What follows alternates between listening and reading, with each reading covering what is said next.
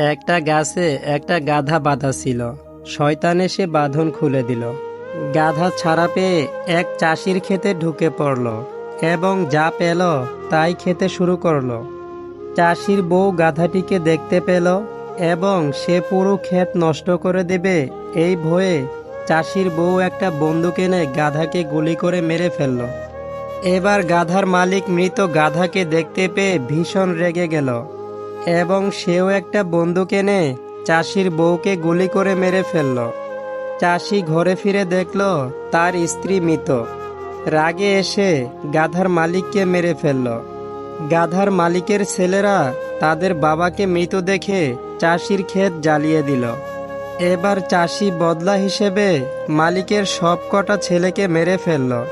সবাই যখন শয়তানকে জিজ্ঞেস করলো সে এটা কি করলো, শয়তান তখন উত্তর দিল, কই, আমি তো কিছুই করিনি, শুধু গাধার বাঁধনটা খুলে দিয়েছি মাত্র। এখন বুঝতে পারলেন তো শয়তানের খুব বেশি কিছু করার ক্ষমতা নেই, কিন্তু একটা সামান্য জিনিস যা সে করে তা মানুষের কুপ্রবৃত্তিতে জাগ্রত করে। সুতরাং প্রতিশোধমূলক কিছু করার আগে 10 বার ভাবুন, কারণ বেশিরভাগ সময় শয়তান যা করে তা হলো দড়ির বাঁধন খুলে দেয়।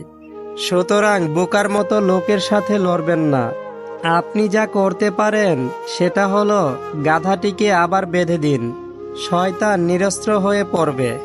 পৃথিবীতে মানুষ বেড়েছে কিন্তু সৎ মানুষ বাড়েনি।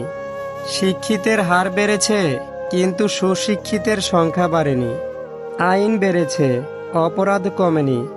দেহ সুন্দরী বেড়েছে, চরিত্র সুন্দরী একটাও বাড়েনি। খাদ্যদ্রব্য বেড়েছে কিন্তু খাদ্যদ্রব্যের গুণাগুণ বাড়েনি। শিক্ষক বেড়েছে কিন্তু শিক্ষিতের নীতিবোধ বাড়েনি। অহংকার করো না, পতন হবে। অতিরিক্ত সরল হও না, এই স্বার্থপর সমাজ তোমায় ঠকিয়ে দেবে। জীবনের কঠিন সময়গুলোতে যে বন্ধুটা আপনাকে একটা মেসেজ দিয়ে বলেছিল, চিন্তা করিস না, সব ঠিক হয়ে যাবে, কঠিন সময় কাটিয়ে ওঠার পর সেই বন্ধুকে মেসেজ দিয়ে একটা ধন্যবাদ দিতে ভুলবেন না। কিছু কিছু বন্ধু শুধু বন্ধুই নয়, জীবনের অংশ। খুব ভালো মনের মানুষগুলো সবসময় কারণে অকারণে ধোঁকা খায়। এরা এতটাই বিশ্বাস করে মানুষকে যে ধোঁকা খাওয়ার পর নিজেকেও বিশ্বাস করতে ভুলে যায়। সঠিক মানুষের কাছে ভালোবাসা প্রকাশ করলে অবহেলা নয়, আরও ভালোবাসা পাওয়া যায়। অহংকার তারাই করে যারা হঠাৎ করে অনেক কিছু পেয়ে যায়, যেটা পাওয়ার যোগ্যতা তাদের কখনো ছিলই না। আজ তোমার কাছে অর্থের অভাব, তুমি ভাবছ অর্থ হলেই সুখী হয়ে যাবে, কিন্তু না, তোমার যা আছে তার মধ্যে তুমি যেদিন খুশি থাকার চেষ্টা করবে সেদিন থেকে তুমি সুখী হবে। প্রিয়জন হিসেবে এমন একটা মানুষ দরকার যে বিচ্ছেদ বোঝে না, যে কিনা ছেড়ে যাওয়ার জন্য কারণ খুঁজে না, যে সম্পর্ক ভাঙনের কৌশল জানে না। জীবনে পারফেক্ট মানুষ থাকার চেয়ে মানসিক শান্তি দিবে এমন একজন মানুষ থাকা বেশি প্রয়োজন। সম্পর্ক কখনো তৃতীয় ব্যক্তির আগমনে ভাঙে না, বরং সম্পর্ক ভেঙে যাওয়ার মূল চাবিকাঠি হলো বিশ্বাসের অনুপস্থিতি। সম্পর্কের মধ্যে বিশ্বাস না থাকলে সে সম্পর্ক মধুর মতো মিষ্টি হলেও খুব বেশি দিন টিকে থাকে না। হোক সেটা প্রেম, বন্ধুত্ব, আত্মীয় স্বজন বা অন্য কোনো সম্পর্ক। একটু খোঁজ নিলেই দেখতে পাবেন বর্তমান সম্পর্কগুলোতে সন্দেহ নামক বিধির ফলে ভয়ানক যুদ্ধ হয়। একে অপরের ভীষণ পরিমাণে সন্দেহ করে। নিজেদের কিছু ভুল কিংবা অসচেতনতা বা অবহেলায় এই সুন্দর সম্পর্ক কতটা তিক্ত হতে পারে তা আমাদের চারপাশে তাকালেই দেখতে পাওয়া যায়। সন্দেহ প্রবণতা এমন একটি গুণ যা একটা সম্পর্ক অনায়াসে ধ্বংস করে ফেলতে পারে। মধুর সম্পর্কের অস্তিত্ব বিলীন করে ফেলতে পারে মুহূর্তেই। বিশ্বাস অনুপস্থিতি মানেই যেখানে সন্দেহ, ভুল বোঝাবুঝি, অবহেলা ইত্যাদি জাগ্রত হয়ে ওঠে, আর সেই কারণে মধুর মতো মিষ্টি সম্পর্কগুলো ভেঙে যায়। তবে সম্পর্কের মাঝে বিশ্বাসের উপস্থিতি থাকলে যতই ঝড় তুফান আসুক না কেন, শক্তিশালী খুঁটির মতো দাঁড়িয়ে থাকবে, কখনো ভেঙে যাবে না।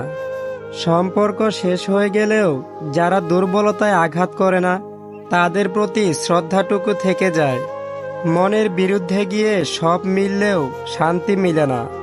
অতি লোভে পুরুষ হারায় ব্যক্তিত্ব, নারী হারায় সতীত্ব, আর নেতা হারায় নেতৃত্ব। আপন অনেক ছিল, কিন্তু যখন আমি পিছনে তাকিয়ে দেখছি, তখন শুধু ছায়াটাই আমার সাথে ছিল। সুখে থাকায় জীবনের সার্থকতা নয়, কাউকে সুখে রাখতে পারাটাই হলো জীবনের চরম সার্থকতা। নিজেকে ভালোবাসো, নিজের যেটা করতে ইচ্ছে হয় সেটাই করো। একটাই কিন্তু জীবন, সে জীবন আর ফিরে পাবে না।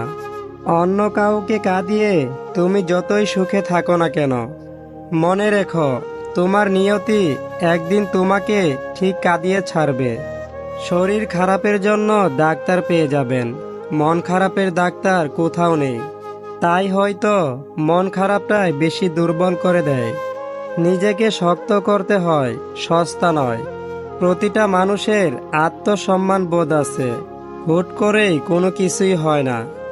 আপনাদের একান্ত মুহূর্তে আপনার স্ত্রী যদি আগ্রহ না দেখায় এবং যদি এটা নিয়মিত আপনার চোখে পড়ে, তাহলে বুঝে নেবেন তার চাহিদা অন্য কেউ পূরণ করে। সময় থাকতে সমাধান করুন। অন্যের মুখে শোনা কথা তাড়াতাড়ি বিশ্বাস না করাই ভালো, কারণ সত্যের তুলনায় মিথ্যা দ্রুত ছড়িয়ে পড়ে। যদি 2 মাসের সুখ চাও, তাহলে বিয়ে করে ফেলো। যদি বেশি দিন সুখ চাও, টাকা উপার্জন করো।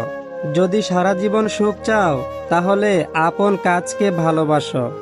হাতে সময় আছে, এই কথাটা ভাবা বোকামি, কারণ কার হাতে কতটুকু সময় আছে কেউ বলতে পারে না। শুধুমাত্র সময়ের দোহাই দিয়ে আমরা নিজেরাই নিজেদেরকে ঠকাই। জীবনে ভালো থাকতে চাইলে 6টি কথা মেনে চলুন। 1.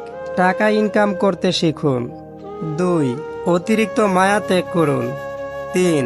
অতিরিক্ত আশা ছেড়ে দিন। 4. নিজেকে ভালোবাসুন। এবং নম্বর 5, চিন্তা করা বাদ দিয়ে হাসি খুশি থাকুন। বৃষ্টির পানি পরিষ্কার পাত্রে পড়লে তা পান করার জন্য যোগ্য হয়, আর নর্দমায় পড়লে তা পান করা তো দূরের কথা, পা ধোয়ারও যোগ্যতা থাকে না। পদ্ম পাতার উপরে পড়লে তা মুক্তোর মতো জ্বলজ্বল করে, আর ঝিনুকের উপর পড়লে তা মুক্তোতে পরিণত হয়। পানি কিন্তু একটাই, তবুও তার সঙ্গীর কারণে কত পার্থক্য। তাই তো বলা হয়, সৎসঙ্গে স্বর্গবাস, অসৎ সঙ্গে সর্বনাশ। অতএব ভালো মানুষের সঙ্গে চলার চেষ্টা করুন, আপনি নিজেও ভালো থাকবেন।